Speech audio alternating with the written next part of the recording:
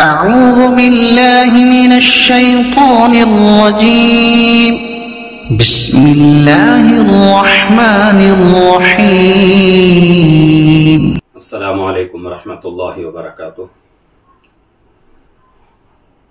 الحمد للہ رب العالمین والصلاة والسلام علی اشرف الانبیاء والمرسلین وعلی آلہ واصحابہ اجمعین، اما بعد۔ محترم ناظرین، سوال جواب کی مجلس شروع ہو رہی ہے اور آج کی مجلس 14ویں مجلس ہے۔ 13 مجالس ہمارے مکمل ہو چکے ہیں۔ اس پہ کچھ مسائل ہیں، ان کے انشاءاللہ جوابات دیے جائیں گے۔ سب سے پہلے وہ حضرات جو کہ فیس بک کے ذریعے سے لائیو دیکھ رہے ہیں، ان سے میں معذرت چاہتا ہوں کہ لائیو کا وقت 11:15 پر دیا گیا تھا، لیکن کچھ مجبوری کی وجہ سے دیر ہو چکی ہے، تو سب سے پہلے میں ان لوگوں سے معذرت کرتا ہوں۔ جو ہے ہمارے کچھ مسائل ہیں۔ سب سے پہلا مسئلہ، ایک ساتھی سوال کر رہے ہیں کہ مفتی صاحب بغیر ٹوپی کے نماز پڑھنا کیسا ہے؟ ٹوپی کے بغیر نماز پڑھنا کیسا ہے؟ تو یہ مسئلہ جو ہے بہت سارے لوگوں کے ذہنوں میں رہتا ہے، اشکال رہتا ہے کہ بھئی ٹوپی لگانا فرض ہے، واجب ہے یا سنت ہے؟ تو اس کے بارے میں یہی جواب دیا جائے گا کہ بھئی ٹوپی جو ہے اسلامی علامتوں میں سے ایک علامت ہے۔ جیسے مسلمان کے لیے داڑھی ایک علامت ہے، اسی طریقے سے ٹوپی بھی ایک علامت ہے۔ اب نماز کے دوران اگر کوئی آدمی ٹوپی کو بیکار سمجھ کر ٹوپی کے بغیر نماز پڑھتا ہے تو وہ آدمی، اس کی نماز مکروہ ہو جائے گی۔ وہاں بھول گیا ٹوپی لگانا تو کوئی مذائقہ نہیں ہے، جان کر اور یہ سمجھ کر کے بھئی ٹوپی کی کوئی اہمیت نہیں ہے، ٹوپی کے بغیر بھی نماز ہو جاتی ہے، تو اس طریقے سے اگر کوئی آدمی نماز پڑھتا ہے تو اس کی نماز مکروہ ہو جائے گی۔ بہت سارے لوگ دلیل دیتے ہیں کہ بھئی اللہ کے نبی صلی اللہ علیہ وسلم نے بھی ٹوپی کے بغیر نماز پڑھی ہے۔ تو یہاں جو ہے اس میں ویسے تو علمی باتیں اگر کہی جائیں تو بہت سارے اعتراضات آتے ہیں، ان تمام باتوں کو ہٹا کر ایک عام فہم بات جو کہ تمام لوگوں کے لیے سمجھنے میں آسانی ہو، وہ یہ ہے کہ جو لوگ یہ کہتے ہیں کہ بھئی اللہ کے نبی صلی اللہ علیہ وسلم نے بغیر ٹوپی کی نماز پڑھی ہے، تو ان سے سوال کیا جائے کہ بھئی اللہ کے نبی صلی اللہ علیہ وسلم کی سنت جس کو آپ لوگ کہتے ہو، اللہ کے نبی کا عمل جس کو آپ لوگ کہتے ہو، کیا اللہ کے نبی نے پوری زندگی اس پر عمل کی ہے؟ یہی ایک سوال بس، اور کوئی جو ہے علمی بات نہیں کہیں گے، علمی بات نہیں کریں گے، صرف یہی ایک سوال ہے کہ بھئی اللہ کے نبی صلی اللہ علیہ وسلم نے اپنی پوری زندگی ٹوپی کے ساتھ ہی نماز پڑھی ہے، ٹوپی کے بغیر ان لوگوں کے کہنے کے موافق جو لوگ یہ کہتے ہیں کہ بھئی اللہ کے نبی نے ٹوپی کے بغیر بھی نماز پڑھی ہے، تو اگر اس کو فرض کر لیں کہ واقعتاً اللہ کے نبی صلی اللہ علیہ وسلم نے ٹوپی کے بغیر نماز پڑھی ہے، تو وہ اس طور پر ہو سکتا ہے کہ بھئی زندگی میں 1-2 مرتبہ اتفاق ہوا ہو، اس کا 1-2 مرتبہ اتفاق ہوا ہو اور اس کو زندگی کا ہی جو ہے معمول بنا لیا جائے، تو یہ اچھی بات نہیں ہے۔ بھول کر اگر کوئی آدمی بغیر ٹوپی کی نماز پڑھتا ہے تو کوئی مذائقہ نہیں ہے، لیکن ٹوپی کی اہمیت کو ختم کر کے یہ سمجھتے ہوئے کہ بھئی ٹوپی کی اہمیت کچھ نہیں ہے، اس طریقے سے اگر کوئی آدمی نماز پڑھتا ہے تو اس کی نماز مکروہ ہو جائے گی، یعنی کہ ثواب اس کا کم ہو جائے گا۔ اسی طریقے سے दूसरा मसला है कि मस्जिद के अंदर बहुत सारे लोग जो हैं प्लास्टिक की टोपियां रखते हैं। उन टोपियों को पहनकर नमाज पढ़ना कैसा है? तो इसमें भी जो है बहुत सारी बातें आती हैं। तो आम जो है हमारी समझ में आए वो बात यह है कि भाई प्लास्टिक की टोपी जो कि मस्जिदों में बाज़ लोग जो है वक्फ कर देते हैं नमाजियों के खातिर, और नमाजी लोग आते हैं, आकर टोपी पहनकर नमाज पढ़ते हैं। तो इसमें कुछ बातें देखने की हैं। पहली बात यह है कि भाई वो टोपी बहुत गंदी रहती है। प्लास्टिक की जो टोपियां आती हैं उसमें सुराख होते हैं, सुराखों में बहुत मैल जमा रहता है, काला काला। तो हम अल्लाह के सामने खड़े हो रहे हैं, तो अल्लाह के सामने कैसे खड़े होंगे? हमारा ऊपर से नीचे तक का पूरा लिबास एकदम साफ सुथरा लिबास पहनकर हम अल्लाह के सामने खड़े होंगे। ऐसा नहीं कि भाई अल्लाह के सामने खड़े हो रहे हैं, हमारे पास अल्लाह के दरबार की कुछ अहमियत नहीं है और फटे पुराने मैले कुचेले कपड़े पहनकर नमाज पढ़ रहे हैं, तो ये अच्छी बात नहीं है। क्या हम इस बात को पसंद करेंगे कि भाई किसी दोस्त के यहां हम जाएं, किसी रिश्तेदार के यहां हम जाएं और हमारे कपड़े मैले हों, कुचेले हों, हमारे कपड़े फटे हों, पुराने हों? हम पसंद नहीं करते। कोई शादी में हम जाएं तो अच्छे से बन सवर के ठंड के हम जो है शादी में शिरकत करते हैं। कोई छोटी सी दावत अगर हमारी हो जाए, कोई जो है हमारा दोस्त किसी छोटी सी पार्टी में हमको बुला ले, तब भी हम जो है कोशिशें करते हैं कि भाई पार्टी में 10 आदमी ही क्यों ना हो, लेकिन उस छोटी सी पार्टी में, उस छोटी सी दावत में हम क्या करेंगे? एहतमाम के साथ तैयार होके जाएंगे। जब दुनिया के मजालिस पे हम तैयार होके जाते हैं तो नमाज को जब आते हैं तो ये तो अहकमुल हाकिमीन का दरबार है, अल्लाह रब्बुल आलमीन का दरबार है, बादशाहों का बादशाह है, खुदाओं का खुदा है। उसकी दरबार में जब हम खड़े हों तो हमारा कोई ऊपर से नीचे तक का बदन कपड़ा मैला कुचेला ना हो, तो इसका जो है एहतमाम करने की जरूरत है। तो प्लास्टिक की जो टोपियां आती हैं वो बहुत मैली कुचेली होती हैं, और वैसे भी जो है टोपी की जो फितरत है, आम लोगों की जो फितरत है टोपी की, वो कपड़े की टोपी है। प्लास्टिक की टोपी आदमी आम तौर से पहनते नहीं है।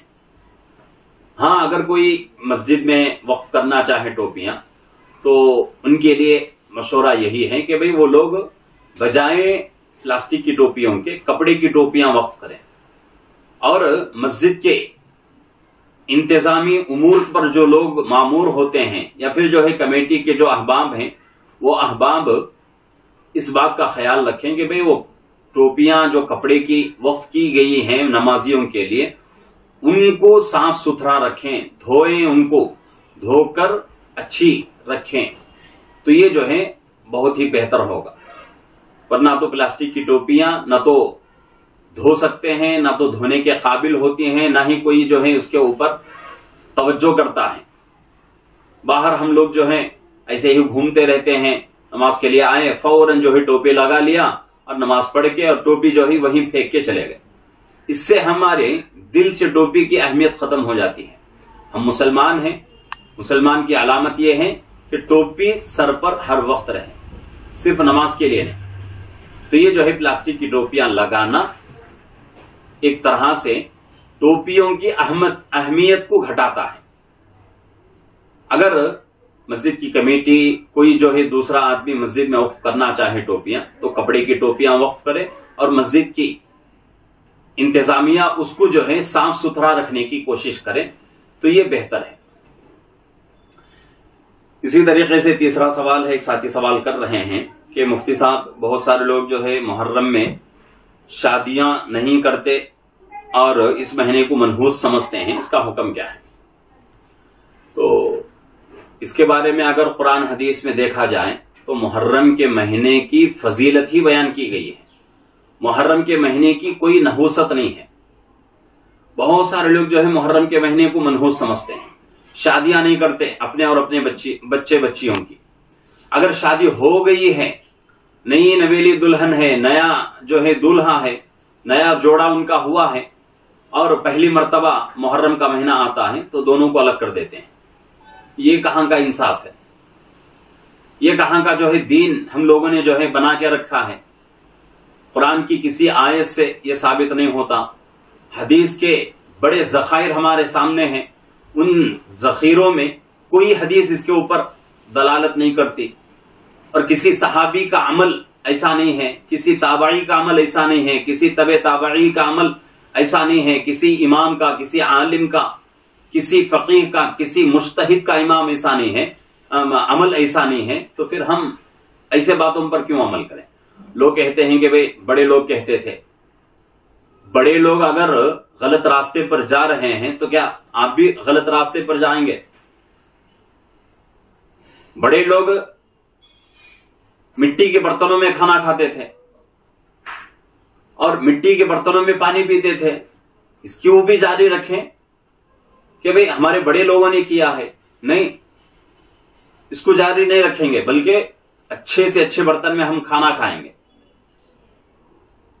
اسٹیل کا اچھا سا اچھا برتن، یا بہت سارے گھروں میں کانچ کا برتن استعمال ہوتا ہے، شیشے والا، فائبر کا برتن استعمال ہوتا ہے. کیوں ان چیزوں کو، بڑے لوگوں کی چیزوں کو چھوڑ کے یہ ہم نے جو ہے دوسرے لوگوں کی چیزوں کو ہم نے کیوں استعمال کرنا شروع کیا؟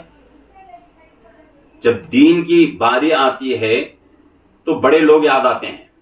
دنیا کی طرف دیکھتے ہیں تو لوگ کہتے ہیں کہ اجی ترقی کا زمانہ ہے، ترقی کرنا ہے، ہم لوگوں پرانے زمانے کو چھوڑنا ہے. تو اسی طریقے سے جس طریقے سے ہم دنیا کے معاملے میں ترقی چاہتے ہیں، دین کے معاملے میں بھی ترقی چاہیں. دین کے معاملے میں بھی ہماری زندگی کو بدلنے کی کوشش کریں. ایسا نہیں کہ بھئی دنیا کی زندگی ہماری ہائی فائی رہے گی، اچھی سے اچھی لگژری زندگی ہم گزاریں گے، بڑے لوگوں کے کاموں کو، بڑے لوگوں کے عادتوں کو چھوڑ دیں گے. لیکن دین کے اندر بڑے لوگوں کا عمل، بڑے لوگوں کی دلیل، تو یہ بے انصافی ہے. تو اس لیے نہ تو محرم کا مہینہ منحوس ہے، نہ ہی محرم میں شادیاں نہیں ہوتی، ایسا کوئی مسئلہ نہیں. اگر کسی کی شادی ہو گئی ہے اور نیا جوڑا ہے، اگر وہ لوگ محرم کے مہینے میں مل کے رہیں تو کوئی جو ہے پریشانی نہیں آتی. یہ تمام چیزیں جو ہیں، تمام باتیں بیکار ہیں. ان تمام باتوں کو، ان غلط عقائد کو اپنی زندگی سے دور کرنے کی ضرورت ہے. بہت سارے لوگ جو ہیں محرم کے مہینے کو غم کا مہینہ کہتے ہیں. کیوں؟ نواسۂ رسول صلی اللہ علیہ وسلم کی اس مہینے میں شہادت ہوئی. نواسۂ رسول سے پہلے آپ سے بھی بڑا اونچا مقام حضرت عمر فاروق رضی اللہ عنہ کا محرم کی پہلی تاریخ میں آپ کی شہادت ہو رہی ہے. اس کا کوئی جو ہے ذہن میں نہیں رکھتا. اگر خیال رہتا ہے تو صرف اور صرف نواسۂ رسول صلی اللہ علیہ وسلم کی شہادت کا خیال ہونا چاہیے، اس لیے کہ آل رسول میں سے ہیں، اللہ کے نبی صلی اللہ علیہ وسلم کے خاندان میں سے آپ کا شمار ہے. لیکن یہ ظلم ہو جائے گا، یہ ناانصافی ہو جائے گی کہ بھئی صرف اور صرف نواسۂ رسول صلی اللہ علیہ وسلم کی شہادت کو یاد رکھیں اور ان سے بڑے بڑے صحابہ کی شہادتوں کو بھول جائیں. یہ ناانصافی ہے. تو اس لیے کسی کی موت کی وجہ سے کوئی مہینہ منحوس ہوتا ہے، نہ ہی کوئی دن منحوس ہوتا ہے، نہ ہی کوئی وقت منحوس ہوتا ہے. کوئی وقت، کوئی دن، کوئی مہینہ، کوئی سال منحوس نہیں ہے. سب اللہ کی نگاہ میں برابر. یہ تو ہمارے جو ہے عقائد کے اوپر رہتے ہیں. ہم جس طریقے سے نیت رکھتے ہیں اللہ کے فیصلے ویسے ہوتے ہیں. تو اس لیے اپنے عقائد کو درست کرنے کی ضرورت ہے. اسی طریقے سے چوتھا مسئلہ ہے، سوال کر رہے ہیں کہ مفتی صاحب وضو کے بعد اگر کوئی چیز کھا لے تو وضو کا حکم کیا ہے؟ تو اس میں جو ہے کوئی مسئلہ ہی نہیں ہے کہ بھئی وضو کرنے کے بعد کوئی چیز اگر کھا لے تو اس سے ہمارا وضو نہیں ٹوٹتا. یہ دوسرے ائمہ کے پاس ہے کہ پکی ہوئی چیز، ایسی چیز جس کو آگ پر پکائی گئی ہو، کچھ ائمہ کے پاس، کچھ اماموں کے پاس وضو کے بعد وہ چیز کھانے سے وضو ٹوٹ جاتا ہے. لیکن ہمارے امام صاحب رحمت اللہ علیہ کے یہاں بڑی سہولت ہے کہ بھئی اس سے وضو ہمارا نہیں ٹوٹتا. تو اس میں جو ہے کوئی جو ہے مذائقہ والی بات نہیں ہے. تو وضو کے بعد بھی آپ جو ہے پکی ہوئی چیز یا پھر جو ہے जिसका फसल निकलता है, जैसा कि फ्रूट हैं, फल, वो चीज अगर खाना चाहें, फ्रूट में से कोई फल, कोई फ्रूट खाना चाहें तो खा सकते हैं, पकी हुई चीज में से कोई चीज खाना चाहें तो खा सकते हैं। बस इतना एहतियात करना चाहिए, वो चीज जिसको खाने से हमारे मुंह से बदबू आती है उस चीज को ना खाएं। नमाज का वक्त अगर करीब है, अगर खा लें तब भी हमारे लिए रास्ता है कि भाई हम क्या करें, नमाज को जाते हुए अच्छी तरीके से मिसवाक कर लें, मिसवाक करके वो मुंह के बदबू को खत्म करके नमाज के लिए जाएं, कोई मुज़ायक़े वाली बात नहीं। इसी तरीके से एक मसला साथी सवाल कर रहे हैं कि मुफ्ती साहब खड़े होकर वजू करना कैसा है। तो खड़े होकर वजू करना कोई जो है नाजायज, हराम, ऐसा कोई मसला नहीं है, खड़े होकर भी वजू कर सकते हैं। लेकिन वजू जो है चूंकि एक इबादत है और नमाज की कुंजी बताई गई है, वजू को नमाज की कुंजी बताई गई है। नमाज शुरू होती है वजू से, वजू अगर है तो नमाज होगी, वजू अगर नहीं है तो नमाज नहीं हो सकती। तो इस वजह से बड़ी इबादत भी है, बड़ी इबादत का जरिया भी है, बड़ी इबादत के अदा होने का जरिया भी है। तो इसलिए इसके आदाब में से एक अदब यह है कि भाई बैठकर वजू किया जाए। हाँ, मजबूरी में अगर कोई आदमी खड़े खड़े वक्त नहीं है या फिर जो है कोई और परेशानी है तो वो आदमी जो है खड़े खड़े वजू कर सकता है, लेकिन इसकी आदत ना बनाई जाए, बैठकर ही सुकून से वजू करें। अगर इसको आदत बना लिया तो फिर जो है हमारा वजू मकरूह हो जाएगा। और इसके साथ साथ एक मसला ये भी है, सवाल कर रहे हैं साथी कि मुफ्ती साहब झूठ बोलकर लोगों को दीन सिखाना कैसा है। बड़ा ही जो है कठिन मसला है, झूठ बोलकर लोगों को दीन सिखाना। एक तरफ झूठ बोल रहा है और एक तरफ दीन सिखा रहा है, तो यहां गुनाह कर रहा है और वहां नेकी कर रहा है। तो ये जो है अकल में आने वाली बात नहीं है। झूठ बोलकर दीन सिखाना कोई जो है फर्ज नहीं है, कोई वाजिब, कोई जरूरी नहीं है। सही बोलकर ही दीन सिखाएं, सही बोलकर ही दीन के मसाइल बताएं, इस्लाम की शनाख्त कराएं। झूठ बोलकर नहीं करना चाहिए, इसलिए कि झूठ बोलना हराम। और यहां जो है दीन की बातें सिखाना आपके ऊपर फर्ज नहीं है, बाज़े औकात में फर्ज होता है, जबकि आपके अलावा कोई दीन सिखाने वाला ना हो तो उस वक्त आपके ऊपर फर्ज बनता है। वो मजबूरी के और उन हालतों के मसाइल अलग हैं, लेकिन आम हालात में झूठ बोलकर हम लोगों को दीन सिखाएंगे नहीं। तो ये जो है अच्छी बात नहीं है। जब हम दीन सिखा रहे हैं तो सही बोलकर ही दीन सिखाएंगे। जब हम दूसरों को दीन सिखा रहे हैं और खुद यहां झूठ बोल रहे हैं तो हम उनको क्या दीन सिखाएंगे। हमारे अंदर खुद दीनदारी नहीं है, हम खुद जो है दीन के दायरे में आए नहीं हैं, झूठ बोल रहे हैं, तो दूसरों को हम क्या दीन सिखाएंगे। तो इसलिए झूठ बोलकर दूसरों को दीन सिखाना यह अक्लमंदी वाली बात नहीं है। इसी तरीके से एक मसला ये भी है, सवाल कर रहे हैं साथी कि मुफ्ती साहब रास्ते में चलते वक्त कुत्ता अगर हमारे जिस्म या कपड़े से लग जाए तो हमारे जिस्म और कपड़ों का हुक्म क्या है। तो यहां जो है सिर्फ कुत्ता लगने की बात कही गई है, इसकी वजाहत नहीं है कि भाई कुत्ते के जिस्म पर नजासत थी या नहीं थी, कुत्ते का जिस्म गीला था या सूखा था। दोनों सूरतों के अलग अलग मसाइल होते हैं। अगर ऐसा कुत्ता जिसका बदन जो है नापाकी से पाक था, यानी उसके बदन पर नजासत नहीं थी और उसका बदन गीला नहीं था, अगर वो कुत्ता अगर लग जाए तो इसकी वजह से हमारा कपड़ा नापाक नहीं होता। लेकिन अगर कुत्ते के जिस्म पर नजासत लगी हुई है या कुत्ते का जिस्म गीला है, गीला होने का मतलब यही हम समझेंगे कि भाई ये नजासत है, कहीं जो है नाले में सोकर आया है और उस नाले से जो है पेशाब पाखाना सब जो है गुजर रहा है, तो कुत्ते का जिस्म गीला होने का मतलब यही है कि भाई कुत्ते के जिस्म पर नजासत है।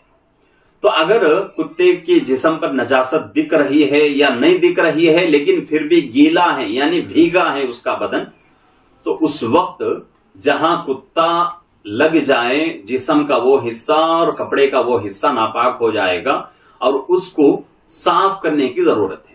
صاف کیسے کریں گے؟ جہاں کتے کا جسم ہمارے جسم سے یا ہمارے کپڑوں سے لگا ہے اس حصے کو اور کپڑے کے اس حصے کو 3 بار دھوئیں گے۔ 3 بار دھونے سے ہمارا وہ جسم کا حصہ پاک اور ہمارے کپڑوں کا وہ حصہ بھی پاک ہو جائے گا۔ اسی طریقے سے ایک مسئلہ سوال کر رہے ہیں، اور یہ بھی جو ہے عام مسئلہ جو ہے تقریباً ہر آدمی کے ساتھ پیش آتا رہتا ہے کہ مخنث کو پیسہ دینا کیسا ہے۔ مخنث کا مطلب ہجڑا جس کو کہا جاتا ہے، انگریزی میں اگر کہا جائے تو کنر کو جو ہے پیسہ دینا، صدقہ خیرات کرنا کیسا ہے؟ تو اس میں جو ہے بہت لمبی چوڑی بحث ہو سکتی ہے، لیکن اس لمبی چوڑی بحث میں جائے بغیر مختصر خلاصے کے طور پر عرض کر دوں کہ بھئی وہ آدمی جو کہ کنر ہے یعنی کہ ہجڑا ہے، وہ آدمی کا پیشہ ہی بھیک مانگنا ہے تو اس آدمی کو ہم پیسے نہیں دے سکتے۔ لیکن ایک آدمی ایسا ہے کہ بھئی ہجڑا ہے، کنر ہے، لیکن اس کا پیشہ مانگنے کا نہیں ہے، بھیک نہیں مانگتا وہ آدمی، تو اس کو بھی ہم اس صورت میں پیسہ دیں گے جبکہ وہ آدمی ضرورت مند ہو، جبکہ وہ آدمی ضرورت مند ہو۔ اگر ضرورت مند نہیں ہے، کما لیتا ہے اچھا سا، تو اس کو ہم پیسے نہیں دیں گے صدقے کے خیرات کے۔ تو یہاں جو ہے سمجھنے کی ضرورت ہے کہ بھئی اگر ہجڑا وہ بھیک مانگنے کی عادت اس کی ہے تو اس کو ہم پیسہ نہیں دیں گے۔ بھیک نہیں مانگتا لیکن اچھا ہے، موٹا تازہ ہے، ہٹا کھٹا ہے، کام بھی کر لیتا ہے، اپنا گزارا کر رہا ہے، تو اس کو بھی ہم پیسے نہیں دیں گے۔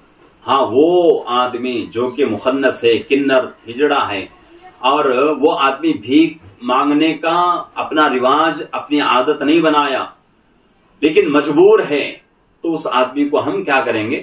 خیرات کا پیسہ، صدقے کا پیسہ دیں گے، اس پر اللہ ہمیں ثواب بھی عطا کریں گے۔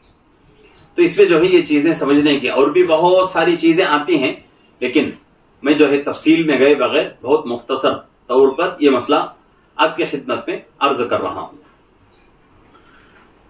اس کے ساتھ ساتھ ایک مسئلہ یہ بھی سوال کر رہے ہیں ساتھی کہ مفتی صاحب اگر جماعت کھڑی ہوئی ہے اور امام صاحب نماز پڑھا رہے ہیں، نماز پڑھاتے پڑھاتے امام صاحب رکوع میں چلے گئے اور کوئی آدمی جو ہے پیچھے وضو کر رہا ہے، اور اس آدمی کو ڈر لگ گیا کہ بھئی اگر دیر سے جاؤں گا تو میری رکعت چھوٹ جائے گی، تو اس نیت سے وہ آدمی بھاگ کے آ رہا ہے، وضو کر کے بھاگتا بھاگتا آ رہا ہے، تو کیا اس طرح بھاگ کر آنا، اس کا حکم کیا ہے؟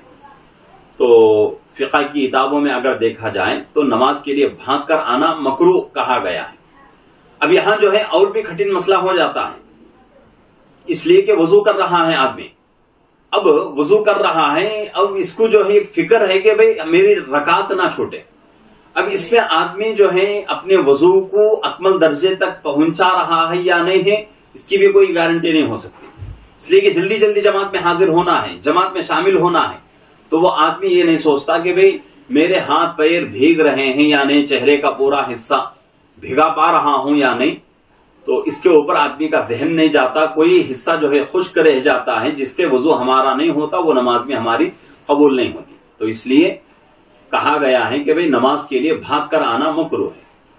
تو ایسے وقت میں اگر رکعت چھوٹتی ہے تو چھوٹنے دیں، اگر رکعت نہ چھوٹنا ہے، نہیں چھوٹنا ہے، اگر اس طرح ہم چاہتے ہیں، ایک 5-10 منٹ پہلے آئیں، پہلے آ کر پہلے ہی وضو کر کے فارغ ہو کر سب میں بیٹھ جائیں، اور حکم تو یہ ہے کہ بھئی نماز سے پہلے کی جو سنت ہے اس کو پڑھیں، سنت موقدہ ہو یا غیر موقدہ ہو، اتنا ہم کو احتیاط کرنا ہے۔ اگر سنت نہیں پڑھ سکتے، فرض میں اگر ہم شامل ہونا چاہتے ہیں، اتنا وقت ہمارے پاس نہیں ہے، تو ہم کم سے کم جماعت کھڑی ہونے سے 5-10 منٹ پہلے آئیں اور سکون سے وضو کریں، سکون سے سب میں جا کر بیٹھ جائیں، اس سے ہماری نماز اطمینان کے ساتھ پوری ہوگی۔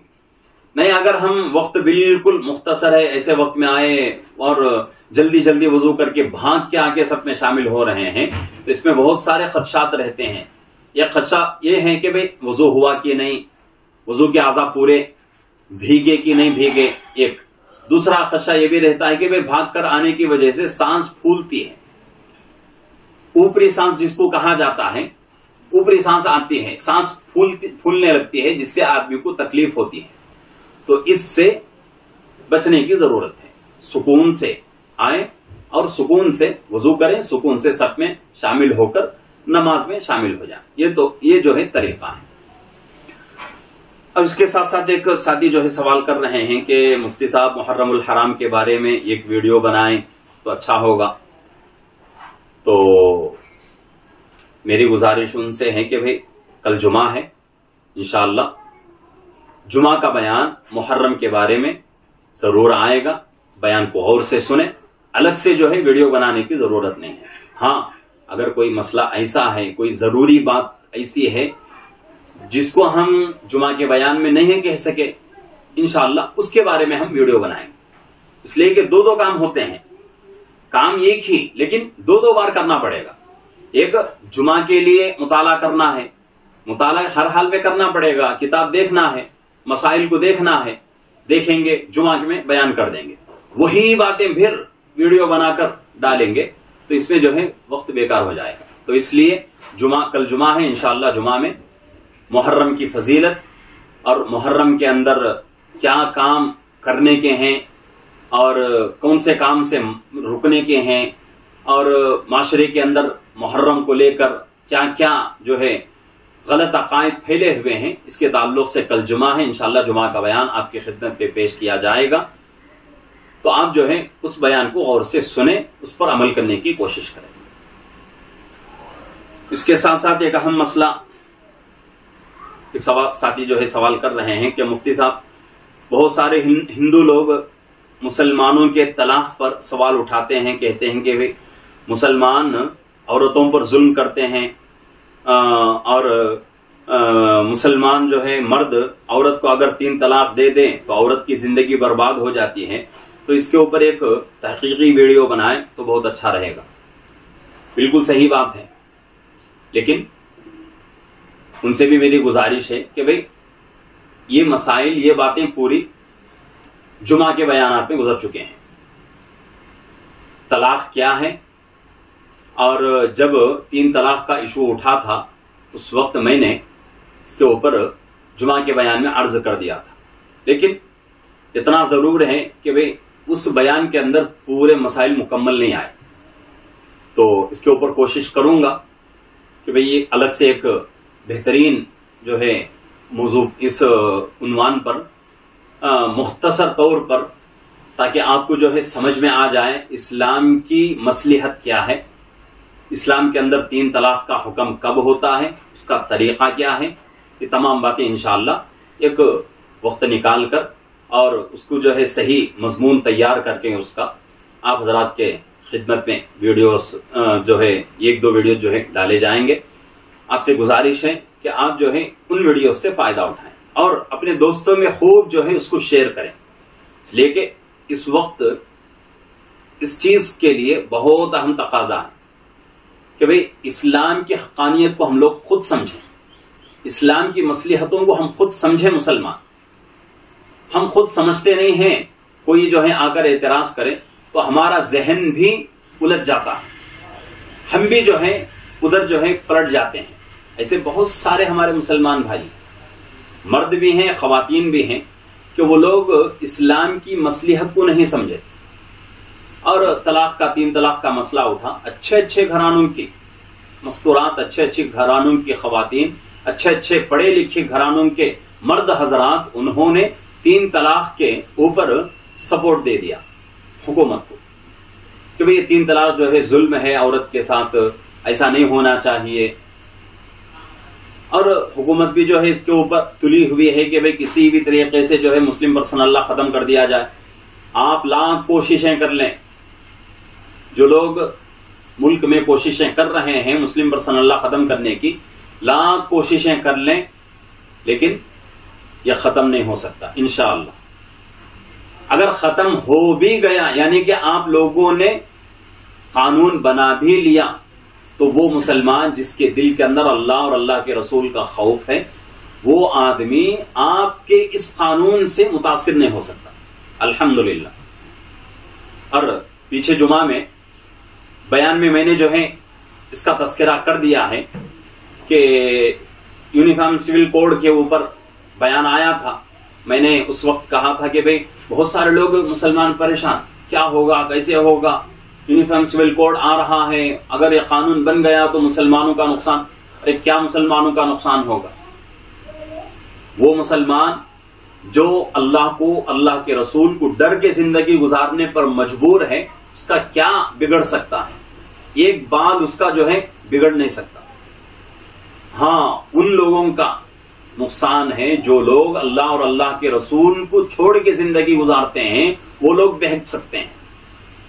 اس کی مثال میں نے جمعہ کے بیان میں دی تھی کہ بھئی وہ لوگ جو مسلمان انگریزی ممالک میں رہتے ہیں، عیسائی ممالک میں رہتے ہیں، اور عیسائی ممالک میں انگریزی ممالک میں اسلامی قانون نہیں چلتا، انگریزی اور عیسائی قانون ہی چلتا ہے، لیکن پھر بھی وہ لوگ جو ہے ان کی نکاحیں، ان کے طلاق، ان کے وراثت کے مسائل تمام جو ہے قرآن حدیث کی روشنی میں پورے ہو رہے ہیں. کیوں؟ اس لیے کہ ان کے اندر اللہ کا خوف ہے، اللہ کا ڈر ہے، اللہ کے نبی کا ڈر ہے، تو اس لیے وہ لوگ جو ہے عمل کرنے پہ مجبور ہیں. تو اسی طریقے سے ہندوستان کا مسلمان اس چیز سے سبق لے، اس مسلمان سے سبق حاصل کرے جو مسلمان انگریزی ممالک میں رہ کر بھی اپنے دین پر قائم ہے.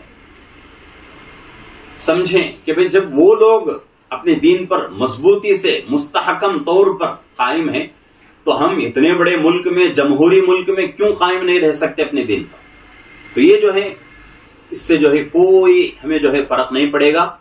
اور اتنا میں کہہ دوں، جمعہ کے بیان میں نے کہہ دیا ہے، پھر بھی دوبارہ یہ جو ہے الفاظ لوٹا دوں کہ اگر یہ لوگ یونیفارم سول کوڈ نافذ کر دیں تو اس قانون سے جتنا نقصان مسلمان کا ہوگا، ان کے ذہن کے اعتبار سے، ان کے خواب و خیال کے اعتبار سے جتنا مسلمانوں کا نقصان ہوگا اس سے کئی ہزار درجے نقصان ہندو کا ہوگا.